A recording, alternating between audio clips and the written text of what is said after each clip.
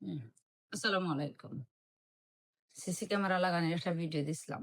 তো ভিডিওত অনেকে কইরা যে আমার হাসব্যান্ডে আমারে খুব বেশি সন্দেহ করেন, যার কারণে আমারে মানে সিসি ক্যামেরা লাগাইছেন দরতা করে। এখন দেখেন কিভাবে দরতা করে, কয়টা লাগাইছেন। ও দেখেন একটা লাগাইছেন। এখান দিয়ে ও দেখেন সেই দিক দিয়ে ঢুকবো। সে ঢুকতে পারে এই দিক দিয়ে। তাই দেখবা। বুঝছেন নি? আমি আরো দেখাই আপনারে। দেখেন আরেকটা লাগাইছেন। এবার দিয়ে দেখেন ওদিকে সে ঢুকবা। ওদিকে খেয়ে ঢুকবা, আবার ওদিকে খেয়ে ঢুকবা দরজা দিয়া। তাও দেখা যাইব। ও আরেকটা লাগানি হইছে। আবার এদিক দিয়া যারা আইবা, তাও দেখা যাইব।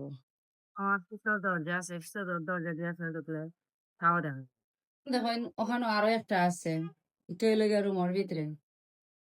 এটা ইনো আইয়া আছে যে তাকারও, তাও দেখা যাইব।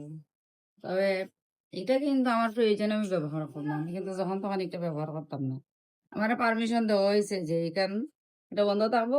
যখন প্রয়োজন মনে করমু তখন এটা অন করতাম। এখন যারা আইয়া ঢুকতা, কোন রাস্তায় ঢুকতা, কিভাবে ঢুকতা, ঢুকলে কি বিপদে পড়তে পারেন, এখন তো বুঝতে পারছেন।